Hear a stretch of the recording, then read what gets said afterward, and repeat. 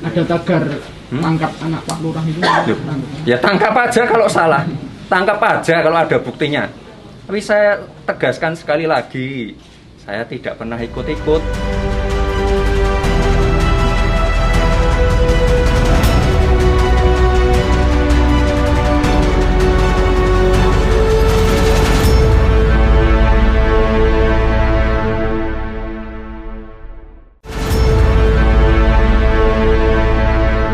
Assalamualaikum warahmatullahi wabarakatuh.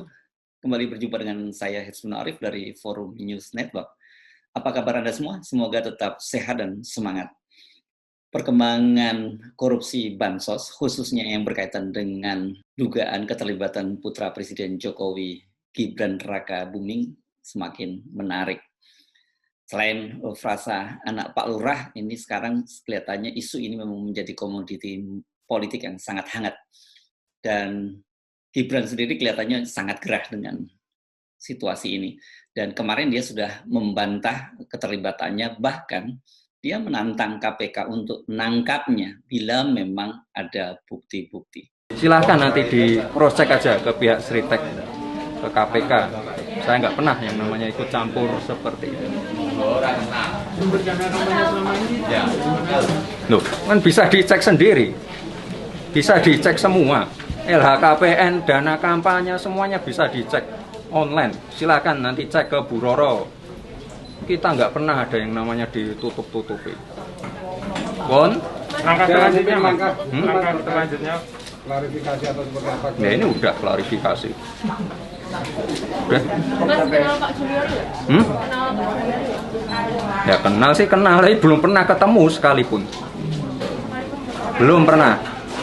Dan tidak pernah yang namanya saya ikut campur dalam masalah bansos ini, apalagi merekomendasikan goodie bag. Nggak pernah sekalipun, nggak pernah ikut campur. Silakan nanti cek aja ke Sritek, cek ke KPK. Kalau ada buktinya sini, dibuktikan. Nggak ada yang seperti itu. Itu berita-berita yang tidak benar, nggak ada buktinya, sumbernya saya juga nggak tahu itu sumbernya dari mana. Silahkan itu nanti dibuktikan aja. Jadi saya nggak pernah yang namanya ikut-ikutan seperti itu. Karena menyebut nama Pak Lurah atau Bapak itu sudah ada komunikasi dengan Bapak. Sudah ada komunikasi dengan Bapak terkait ini. Ya nanti malam aja. Urusan-urusan kayak gini saya selesaikan sendiri. Udah nggak ada yang namanya seperti itu. Ada tagar tangkap anak Pak Lurah itu.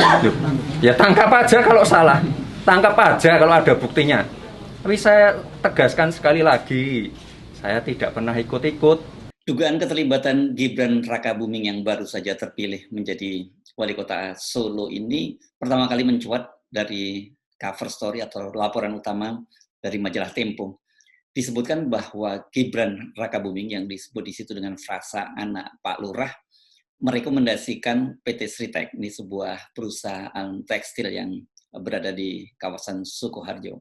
Ini jadi dekat dengan kota Solo atau bersebelahan dengan kota Solo, ini mendapat rekomendasi untuk pengadaan goodie bag atau kantong kemasan paket bansos sebesar 1,9 juta potong. Ini isunya menjadi sangat menarik. Kenapa? Karena satu, pertama melibatkan Gibran. Yang kedua, ini berkaitan mengapa kemudian kok jatah yang semula diperuntukkan untuk UMKM atau usaha menengah kecil mikro ini kemudian dialihkan ke Sritek. Sritek ini perusahaan besar, perusahaan yang selama ini menyediakan seragam untuk TNI Polri, bahkan juga menyuplai seragam militer dari 30 negara.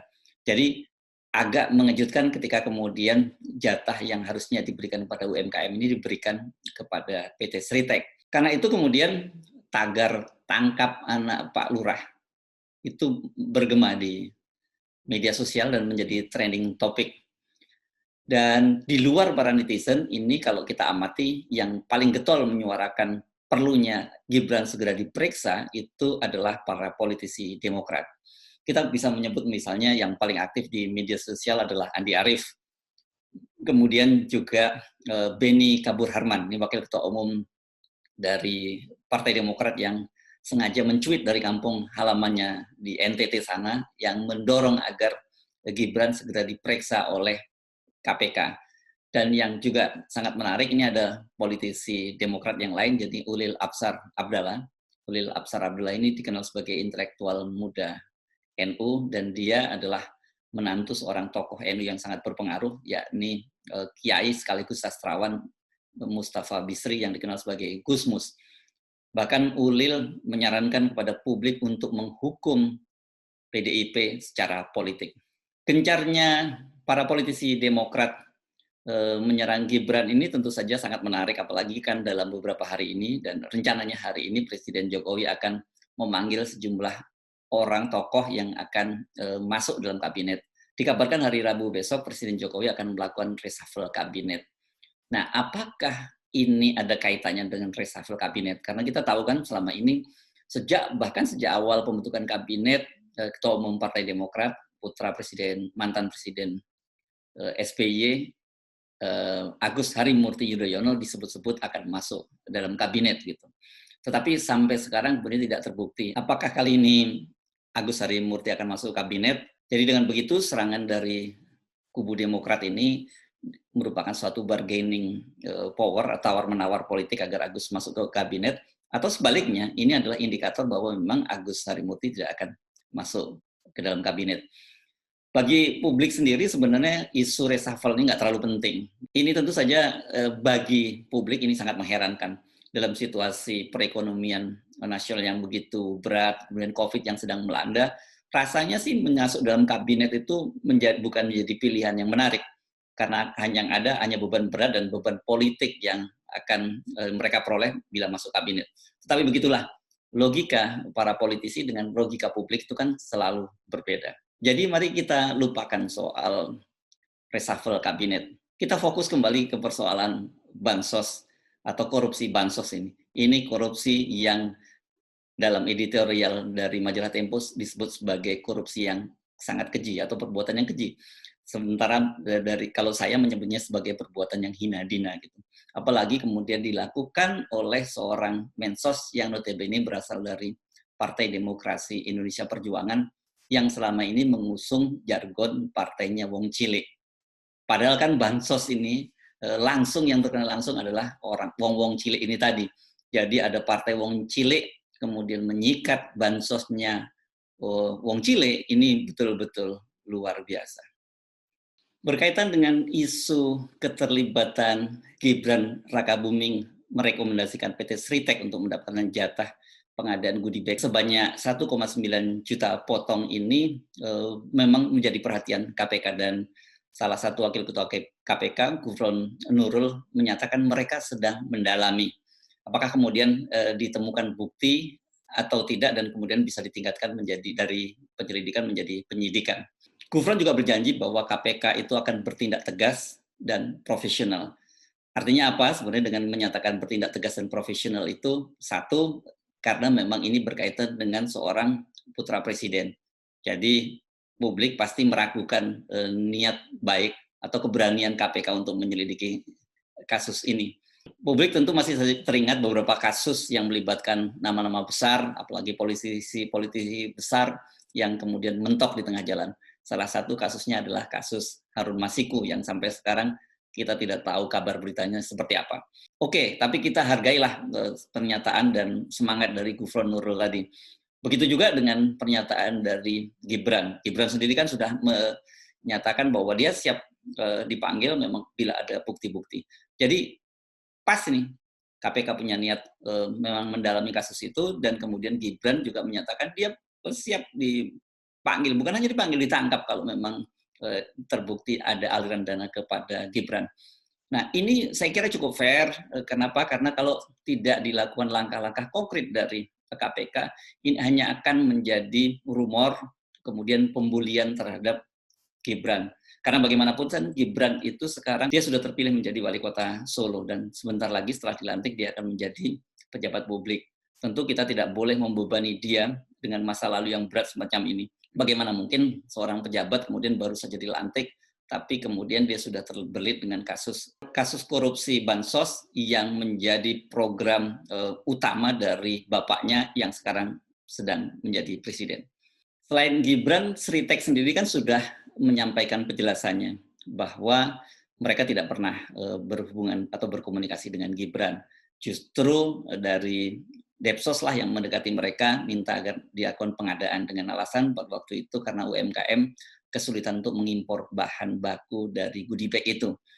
Tapi kan itu pengakuan dari Sritek. Mungkin benar, bisa jadi benar bahwa Depsos yang bertemu dengan Sritek, tapi kan sebelumnya ada rekomendasi dari anak Pak Lurah gitu. Rekomendasi dari anak Pak Lurah ini tentu saja tidak bisa diabaikan. Supaya terang benderang, memang sebaiknya segera dipanggil, baik Sritek maupun Gibran, dan kemudian kan bisa dikonfrontasi dengan Mensos atau mantan Mensos Yuliari Batubara yang sekarang berada di tahanan KPK. Tinggal dibikin di cross check keterangan kedua pihak, kemudian diselidiki aliran-aliran dananya, kan selama ini kan KPK sangat canggih dalam penyelidikan aliran dana semacam itu, dan kemudian soalnya dibikin menjadi lebih terang benderang. Kasus korupsi bansos ini memang betul-betul mengundang keprihatinan yang sangat mendalam. Jadi kalau kemudian di media sosial muncul trending topik soal tangkap anak Pak Lurah, itu menunjukkan betapa masyarakat jadi sangat kecewa, marah, dan berbagai perasaan lain yang campur aduk. Dan kemudian ternyata perkembangannya memang sangat menarik. Jadi Wakil Ketua Komisi Pemberantasan Korupsi KPK, Alexander Marwata, bahkan mengaku dia mendapatkan informasi yang saya kira membuat Anda sangat terkejut. Dia mendapat informasi dari masyarakat bahwa potongan terhadap bansos itu bukan Rp10.000 seperti selama ini beredar, atau Rp33.000 yang disebut maki.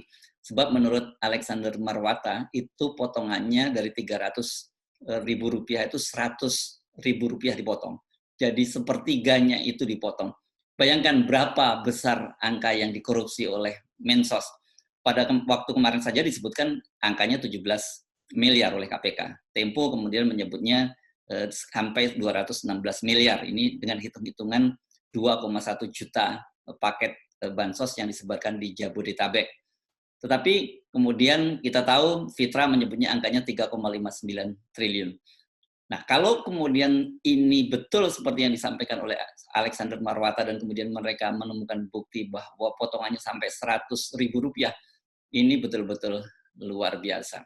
Begitu juga dengan Sritek ini. Ini Sritek ini juga sangat menarik. Tadi saya sudah menyebut bahwa Sritek ini perusahaan tekstil dan garmen yang sangat besar di Sukoharjo lokasinya. Dan dia selama ini memang menjadi rekanan dari TNI dan Polri. Dia mendapat jatah pengadaan seragam dari TNI dan Polri. Dia juga, saya sebut tadi, sudah menyediakan menjadi supplier untuk seragam militer dari 30 negara. Jadi sebenarnya soal goodie bag yang 1,9 juta ini ecek-ecek. Tentu ini mesti dibikin terang, mengapa kemudian perusahaan yang sangat besar seperti Sritek kok tega-teganya mengambil jatah dari UMKM. Kalau tidak ada apa-apanya, ini rasanya agak aneh gitu. Dia masuk ke sektor yang sebenarnya diperuntukkan bagi UMKM. Dan kita tahu kan sebenarnya UMKM sekarang ini juga sangat kesulitan. Sulit order, juga banyak melakukan PHK. Dengan adanya pengadaan goodie bag sebesar 1,9 juta ini kan akan banyak sekali perusahaan UMKM yang tertolong. Jadi bukan hanya pengusaha yang tertolong, tapi para pekerjanya. Dengan begitu Presiden Jokowi tidak perlu pusing lagi memikirkan tambahan dana bansos untuk para pengusaha UMKM dan karyawannya yang mengalami PHK. Karena itu sekali lagi sangat penting KPK untuk segera bertindak, menyelidiki kasus ini, telusuri aliran dananya, dan kemudian betulkah ada campur tangan dari anak Pak Lurah dalam kasus pengadaan 1,9 juta potong goodie bag ini. Situasi saat ini pasca munculnya skandal korupsi bansos itu memang bikin pusing kepala. Saya kira memang Presiden Jokowi ini menghadapi situasi yang sangat berat karena tidak hanya melibatkan satu, ini adalah program yang sangat diandalkan oleh Jokowi untuk menangani persoalan kemiskinan yang muncul akibat adanya pandemi. Yang kedua, ini melibatkan partai politik yang menjadi pendukung utamanya untuk menjadi presiden, dan yang ketiga melibatkan putranya, Ini walaupun masih sebatas isu. Jadi meminjam istilah yang sering disampaikan oleh Jokowi, situasinya betul-betul ruwet. Saya Hersun Arif, sampai berjumpa. Assalamualaikum warahmatullahi wabarakatuh.